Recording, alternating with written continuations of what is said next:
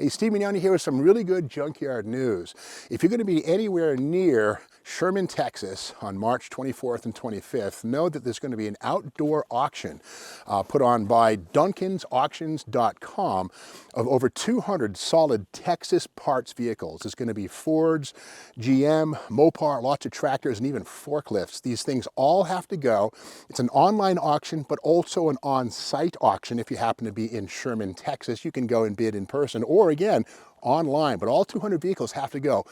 Don't let them get crushed. To learn more about this auction, which happens on March 24th and 25th of 2023, check it out on duncansauctions.com. And keep in mind, if you're seeing this after March 24th or 25th, 2003, the auction's over with. But before then, make sure you check it out and save some of these cars. Don't let them go to the crusher. Hey, Steve Mignani here, not doing the junkyard crawl, not at Bernardston Auto Wrecking because it's snowing and there's like a foot of snow on those cars and they're buried. So in the meantime, right now, let's call this a mea culpa or a mea capa, as in the cop car. About a year ago, we all remember there's about 11 or 12 videos on my 1962 Dodge Dart police car. Of course, remember that 63 Dodge Darts were smaller A-body cars, but 62, the Dart, was a B-body midsize. Now this is the car that is maybe going to be a project car. The problem is my primary stock in trade is junkyard crawl videos. So I have Super Shane Richardson, the cameraman, 1 day a week. So if I work on this car and Shane's not here to shoot it, it didn't happen. So it's kind of on dry ice, but a lot of people have asked, what's up with the cop car? So here's a quick update. We're not going to begin work on this thing tomorrow, but it's around the bend, put it like that. But in the meantime, to recap, this is the 440 engine. We bought it Winkle Auto Wrecking in New Hampshire. We stripped it apart, and as you may recall, if you go back in the channel playlist, you'll find 11 videos on the police car, one of which shows this engine being disassembled and inspected. The plan is for this eventually to get a stroker crank and become a 513 with an A&A transmissions cross ram and exhaust manifolds to make this into a 4-door max wedge. And again, the great people at Bernardston Auto Wrecking, I found this 8 3/4 Sure Grip rear axle, which will go into the car. And again, Sure Grip, that nice big housing or the casing right there with the springs, the spring-loaded clutches, and definitely light both tires. This is a 323 gear set, which is fine. Might go at 355, not sure, but again, amassing parts. And speaking of massive parts, this is they're reproduction floor pans for 1962 through 65 Plymouth or Dodge B-body. These came from Jim Kramer at Kramer Automotive Specialties in Butler, Pennsylvania. And I bought these to eventually remove the rusty floor pans that are in this car, unfortunately, and make them like new. Now, I haven't opened them yet, but they're here, so the floor pan restoration is ready to go. The 413, 513 max wedge is kind of ready to go. The Sure Grip is here, and the transmission even. This right here is a cable-operated 1962 through 64 727 torque flat. And again, this puppy right here is what you want for a push-button Mopar. And this is a big block case, so this will absolutely, after a rebuild, handle that 513. And again, the raw material is here. It just comes down to the availability of Super Shane Cameraman and getting this thing done. But I also mess around with plastic versions of these. And in fact, on this table right here, this is other stuff. And you know, I can say that I have been kind of busy. This is a 62 Dodge police car, right? This is the old Johan. It's kind of a promo, the friction promo with a little friction motor thingamajig inside.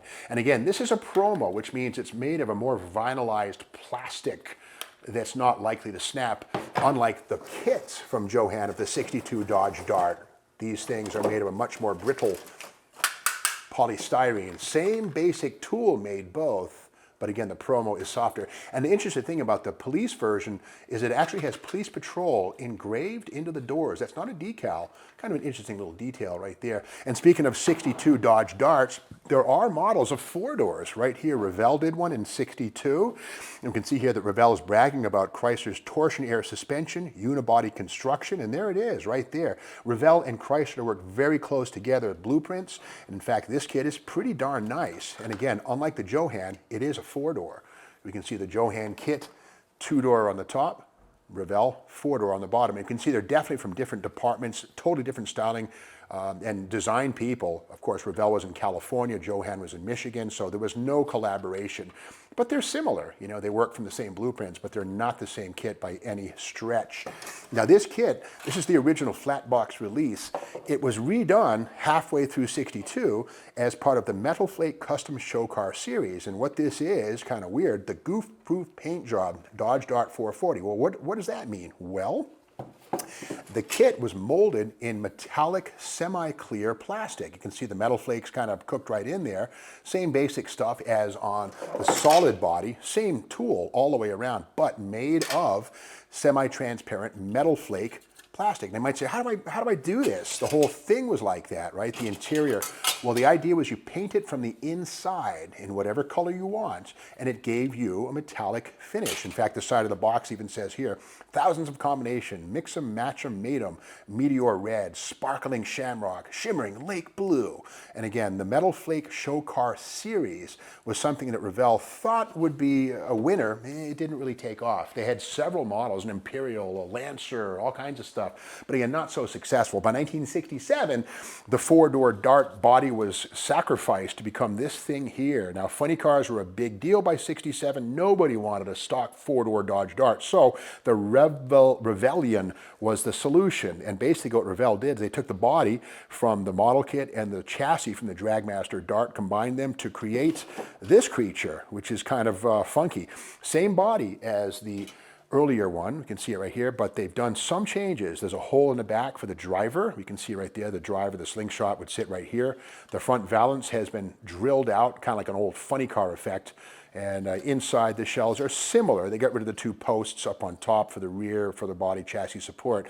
And inside the decal, or the instruction sheet, we can see right here, there's the whole point. Just take that old body, put it on the Dragmaster, and 1 + 1 = hopefully 3.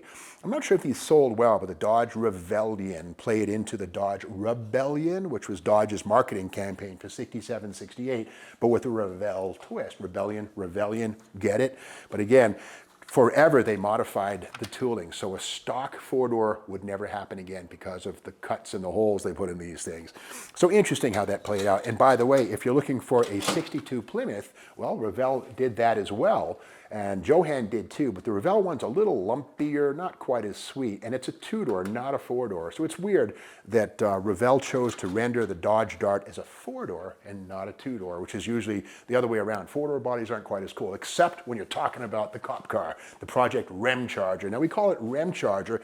The idea being that the REMCharger 413 was new in 62, but with a 513 instead of a 413 makes it a sleeper. REM, rapid eye movement, sleepy time, kinda. But anyway, here it is in repose. The good news is this thing sat outside in Texas for 30 years, you know. Now it's indoors in Massachusetts in a relatively climate-controlled garage. The surface rust on this, I call this a Texas suntan. It's gonna stay exactly like that. I'm not gonna try and polish it or make it pretty or respray it, none of that stuff. In fact, I'm gonna leave it original right down to the Fleet wheels, which are 15 by 6. And look at the hubcap tabs, kind of weird, right? It doesn't have the normal integral bump. These are the Fleet wheel covers seen on police vehicles and also on taxi cabs. They snap on to these for the ultimate in retention. The cop could fly over a curb, hit a pothole, the wheel cover won't zing off. So this will look just like it does, but a big change will be under the hood where that polyspherical 318 will go away and be replaced by a big old max wedge. Again, this is coming down the road, but again, right now, junkyard crawl is the priority, but we'll get to this eventually, but kind of a cool little detail right here. Chrysler Plymouth had a thing called the troubleshooting contests in the 50s, 60s, right into the 1970s. And this is 1962, the Plymouth. And look at the trophy you got, a 62 Plymouth Fury in gold. How cool is that, right? So some kid or, you know, young mechanic probably went to the Plymouth troubleshooting contest. They did them all over the country. This is probably from New England, don't know, it's regional. But they go all over the country, they get this thing, the finalists, and then they go to a big, the showdown. I think they would do that at the Chrysler Proving Grounds, not sure exactly, maybe Indy. But anyway, this is from 1962. Plymouth, not Dodge, but a similar vehicle. And something else that's kind of interesting too, anybody who watched those first 11 videos will see this is the remains of the build sheet. And if we look at this closer, you can see some of the numbers. And this build sheet was under the front seat. Now, when this car came to me, it was loaded with about 80 pounds of loose trash. In fact, it's right here in this bag. I had a shop vac, and I was basically just sucking all the filth out from inside of the car. The old rubber floor mat, which is just ossified, petrified, choose your word. And this is about 60 pounds of junk. Well, the problem is, when I was using the shop vac inside of the car, I was thinking, there's no build sheet in this thing. It's bone dry, it's full of rats, and the build sheet's long gone. When I heard something going, something was being sucked by the vacuum, and it was the other half of the build sheet. It was under the front seat, into the springs, and I heard it, I stopped everything, I saved half. The other half is in that bag, but I'm gonna bet that that thing is definitely just atomized, gone. I looked for about 5 minutes, this is no way. So I have this half. Something's better than nothing. Speaking of identification tags, when I got this car, it was part of a 250 car collection in the Texas desert. A fellow by the name of Mr. Haney, I think John Haney, collected cars, passed away, and his vehicles had to be sold off. So Spanky Asseters, Freedom Car Auctions, did an online-only auction in the Texas wilds. We sold 250 cars in 2 days' time, all online, did about $860,000 in business for the Haney estate, which means that the cars didn't get crushed, they lived on. Some went to Sweden, some went all over the place, and I paid $5,000 for this one to get it to Massachusetts, and I'm glad I did. But with that said, John Haney was not a hoarder, but whatever, he'd get cars in, and he would instantly remove the trim tag. So again, every car had a blank right here. We can see right here, there's no tag. So when the auction happened, the Freedom Car Auctioneers staff had a heck of a task. There was a bag full of trim tags, all different colors, and they tried to return the trim tag to the car it came from based on blue car, 12 blue tags, maybe that one. And again, these early Mopar trim tags don't have much data that you can understand if you're a layman. But here's the thing, on this one, the trim tag was gone.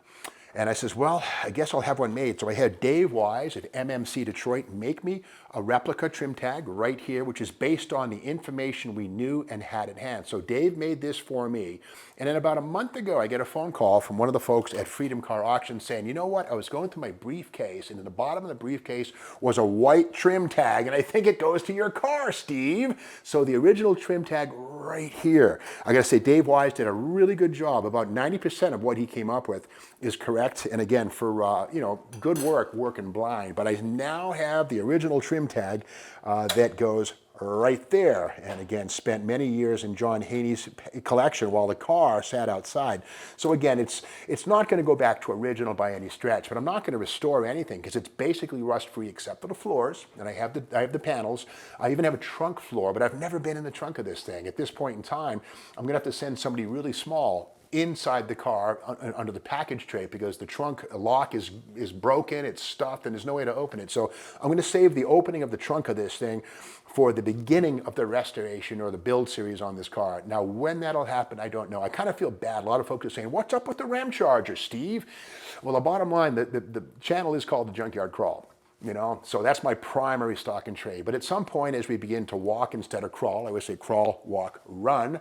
When we start to walk, we'll probably dig in on this car. But what I don't want to do is start taking this thing apart without a clear sense that I'm gonna finish it. So for the meantime, here it sits, but this is the news, the update on what's happening with Project REMCharger. As its name implies, REM, rapid eye movement, it continues to sleep here in the garage. We'll get to this thing eventually, but in the meantime, it's junkyard o'clock. In fact, the snow is melting outside. It's still a bunch of it out there, but I would say within 2-3 days, we'll be back to Burnison Auto Wreck and getting back to the junkyard crawl. So if you like what you've seen here and you want to learn more about Project REMCharger, go back into the channel playlist. There's like 11 videos on Project REMCharger. You can see it arrive and all kinds of cool stuff. But it'll be continued down the road. But if you want to see more Junkyard Crawl, well, by all means, subscribe, like this video, share it with your friends, and hit the bell so you're aware when the next Junkyard Crawl video comes out, which is tomorrow, but in the junkyard, moments away. So thanks for watching in Project REMCharger, to be continued.